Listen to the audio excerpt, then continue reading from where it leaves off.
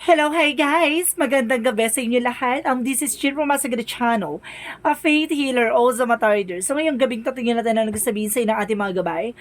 This is weekly gabay for the month of November 24 hanggang November 30 for the sign of Virgo. So Virgo, welcome to my channel. Ano kayang messages, advices, as guides ang ating masasaga for today's video?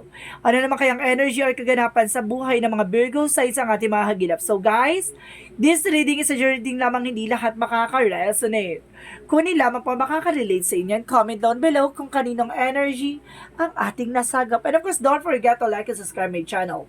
And hit notification bell for more videos update. And of course, maraming salamat po sa mga walang sawang pagsuporta sa aking channel, lalo na hindi nag-skip ng ads. Naway pagpalain po kayo ng Diyos at may kapal siksik tiglig nag-uumapaw manibalik sa inyong biyaya. So guys, kumapit ka dahil ito namin sa'yo ng ating mga gabay for the sign of Virgo.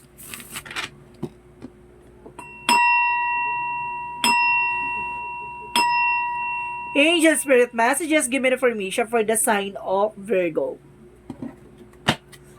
Ano pinaka-messages, advices for you ang ating mahagilap? Angel Spirit Messages. So there is a Knight of Pentacles. So there is some hard work or something na kumbaga pinaghirapan mo, so kailangan magkaroon ka ng secure. And of course, there's a growth and of course achievement for good investment. So eto na, yung para makukuha mo na yung mga bagay na kumbaga pinaghirapan mo. And of course, there's a slow and steady financial growth. And of course, there's a Six of Cups. So there's a familiarity, or there's a past person coming back, or there's a memories or reminiscence, no? So let's see what is additional messages. And of course, there's a King of Swords. There's being wise, no? Kailangan maging matalino ka, head over heart, discipline. And of course, there's an honest and mental clarity. So, ibig sabihin dito, kailangan matalino at kailangan matalas ang utak mo. And of course, there's a Devil card. So, there's an shadow self or something, attachment by addictions or something na there's a negativity or black magic involved. So, let's see what is additional messages. And there's a Queen of Wands. So, there's a stability and control. So, ibig sabihin dito, meron kang confident dito, no? Kailangan magkaroon ka ng confident. At kailangan alisin mo yung takot at pangamba mo. And of course, there is King of Wands. So, there is a masculine and feminine energy dito na involvement dito. There is an Aries signs, no? May nasasagap ako Aries dito. Aries, Leo, Sagittarius. Parang meron there sa fire sign.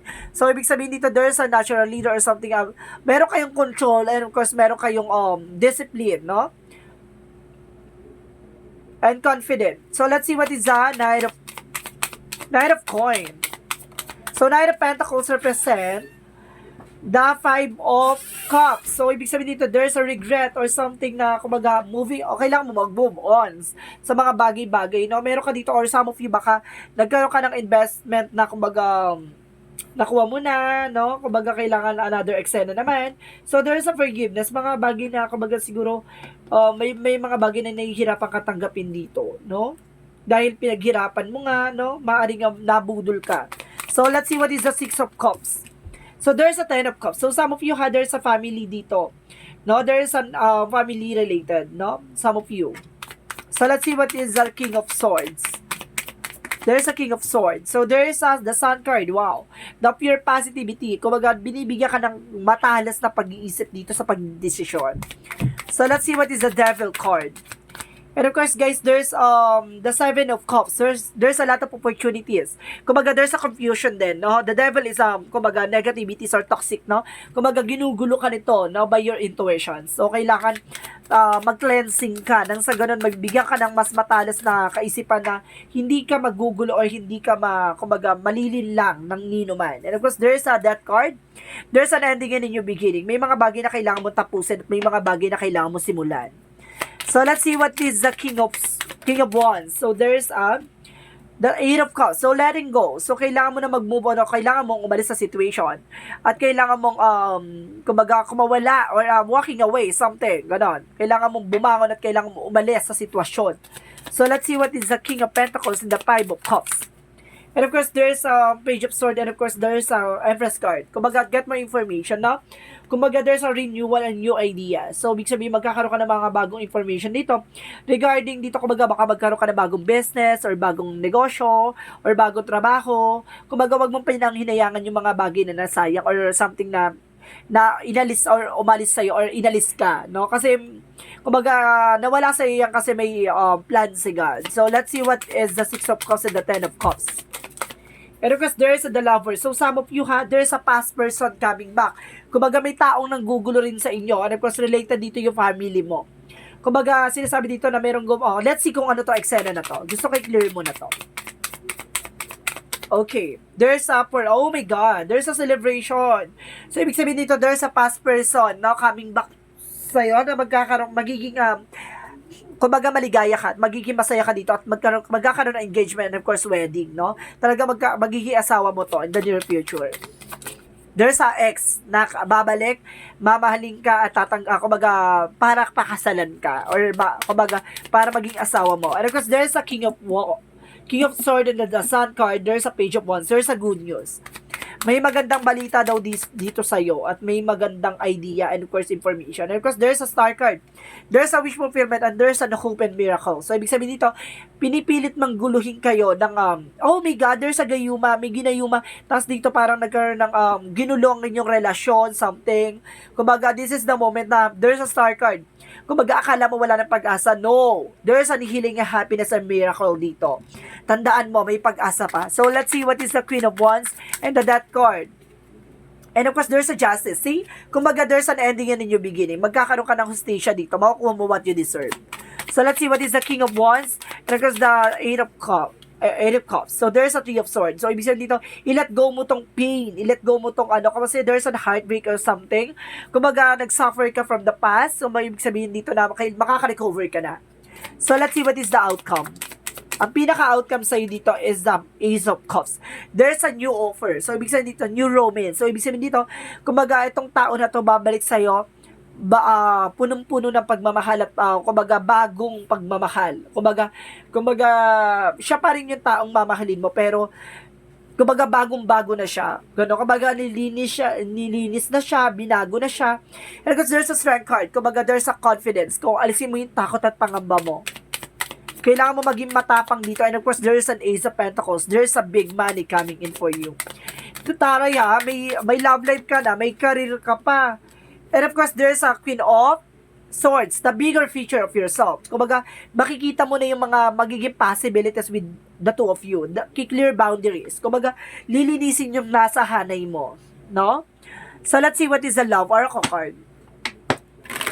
Ang pagbabalik. Parang gano'n. Ang pagbabalik at muling pagmamahalan. No? At makukuha mo ang hustisya ng nakaraan. Gano'n. And there's a mirror, kumbaga reflection. Kaya wag kang oh my God, there's a mirroring. Kaya wag kang gagawa ng bagay na alam mong babalik sa'yo, magre-reflect sa'yo. Kung ibig sabihin, kung alam mong mahal mo pa yung tao na to, nag-aantay ka sa pagbabalik niya, wag kang lumande o humarot sa iba. Kasi gaganon din ang magiging eksena niya. And yung heart with the key, ikaw ang susi at siya ang talagang kandado. Ganon. Kumbaga, there's a welcoming happiness, meeting the one, open your heart, getting together, perfect. Ganon. So, let's see what is the Yin and Yang Oracle card. What is the Yin and Yang Oracle card for you? So, there's an ego. So, there's a pride. So, may pride pa. So, kaya hindi nagtatagpo at hindi kayo nagkikita ng person na to kasi may pride nahihiya, natatakot, ganon. And of course, there's a deception, temptation, no? Kumbaga, nagkaroon kasi ng tukso. At the same time, there's a comfort zone. Kumbaga natatakot siyang kumawala sa comfort zone niya kasi kumbaga itong tao na to, kumbaga malakas ang energy nito. Na there's a negativity behind. So let's see what is the magical fairy messages. So let's see what is the magical fairy messages for you. Patience, please. Oh my God, kailangan mo talaga ng mahabang pasensya at pag-aantay. Basahin natin. What you're asking for is coming is about. Have patience as there are unseen factors that need to occur first. So, see, kailangan mo talaga mag-antay. Hindi sa lahat ng oras makukuha mo yung mga bagay na gusto mo. So, may mga bagay na kailangan mo mag-antay para, kumbaga, there's a takes time and time to heal. So, let's see what is Archangel Michael. And of course, there is a guarded and protected. So, ibig sabihin na pinoprotection at pinapangalagaan ka. At honor and trust your feelings. So, magtitiwala ka sa iyong nararamdaman, sa gut feeling mo. And ask Archangel Michael to help you from this situation, no? Humingi ka ng gabay ka ating Archangel Michael para makaalis ka sa situation mo. Ganun lang yon. Hilingin mo kung para sa siya, para sa iyo, ibalik na siya. Ganun siya. Kung hindi siya para sa iyo, please lang, ilayo siya. Parang ganun. And because there's an adversity, there's a i-accept mo yung challenges na yan, no? Para matutunan mo yung mga bagay na dapat mong matutunan. And there's a decision. So, a discipline, sorry. There's a discipline. Kumbaga, kailangan din ng disiplina. So, let's see what is additional messages. There's a daydream. Some of you, kumbaga, nakakaharap ka na or something imaginations. Kumbaga, wag ka mag-alala. There's a fulfillment. And there's a full moon. Kumbaga, sinasabi dito, there's kumbaga, happiness and completions. And because there's an orange by change. May mga pagbabagong magaganap. So, let's see what is the Monsology. There's an adjustment required. So, kailangan mo mag-adjust.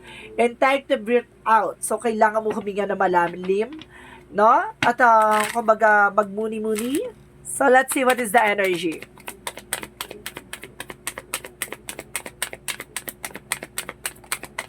Community. So, ibig sabihin, there's a social friend. So, there's an action. Kailangan mo kumilos, no?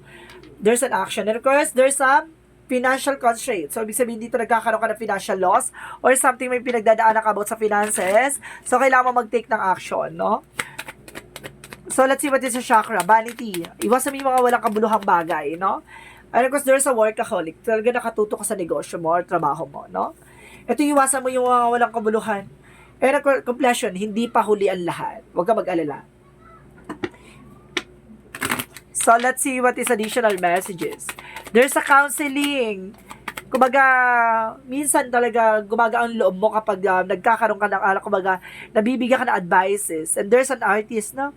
Kumbaga, magiging maganda ang eksena mo dito. Magkakaroon ulit ng kulay ang buhay mo. And of course, some of you, there's an animals, no? Kumbaga, animal lover. Baka kumbaga mahilig ka sa mga pets. No? What is additional messages? Okay, there's an harriet. Homesick from the stars. So parang ano kapag parang nag-aalala ka or something, kumbaga kulang ka sa mga hinihiling mo na magkatotoo, parang ganun. There's an homesick, parang nangungulila ka sa mga pangarap mo, sa mga hinihingi mo, sa hinihiling mo. Parang bakit gano'n? Parang nawawalan ka ng pag-asa, gano'n. Siya madaling salita. Parang bakit ganito, ganyan, nangyayari sa akin. Parang walang pagbabago. So, this is the moment na parang babaguhin na ng universe ang eksena mo. So, there's a past relationship. Oh, see, I told you, there's a past person coming back.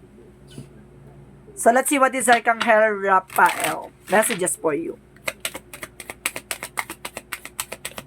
And of course, there is Jesus, the Divine Healer. So, ibig sabihin dito, pagagalingin ka ng ating Jesus Christ sa anumang uri ng karamdaman mo. So, let's see what is a Jesus loving quotes. So, sinasabi dito, take there no thought for the morrow. For the morrow shall take thought for it itself. So, ibig sabihin dito, kumbaga, huwag ka mag-expect na mangyayari sa kinabukasan mo. So, ibig sabihin dito, hayaan mo yung kinabukasan mo kumbaga, ang sumambulag sa'yo, kumbaga, ang humarap sa'yo, no? Kumbaga, basta magtuloy-tuloy ka lang sa ginagawa mo. Huwag ka nag-expect masyado ng kung ano-ano man.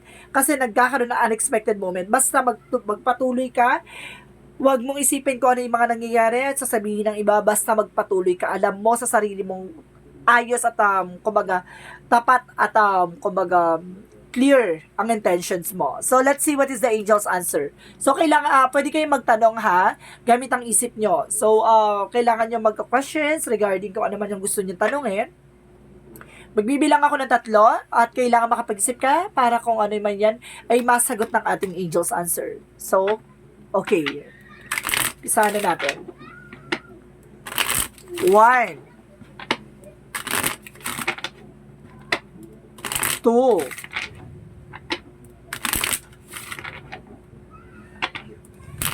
3. So, nakapag-isip ka na guys ha. Ito na. Angels answer. Give me information to answer their questions.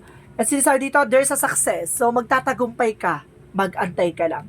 And get more information. Kailangan nyo pa ng information, no? Kulang ka pa sa impormasyon. And of course, there's a choose new direction. Piliin mo daw yung magandang kumbaga, direction sa buhay mo. No? Let's see what is the angel's number.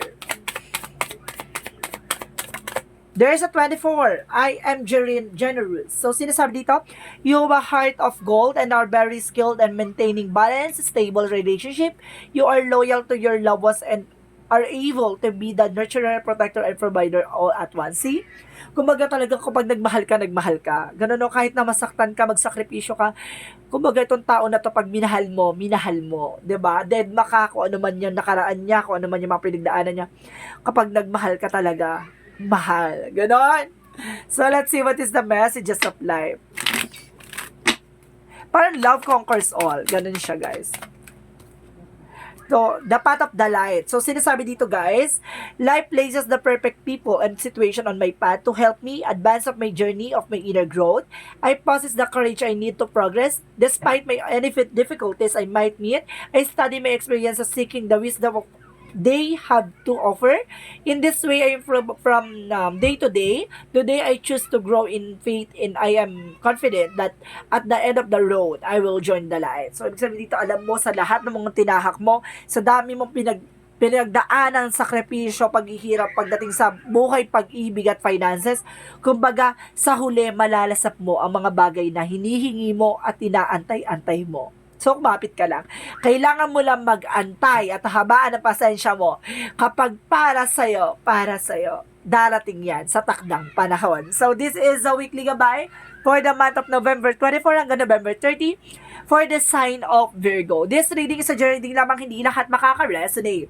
Kunin lamang po ang makaka-relate sa inyo and comment down below kung kaninong energy ang ating nasagap. Maraming salamat po sa mga walang sawang pagsuporta sa aking channel. Lalo na hindi nag-skip ng ads.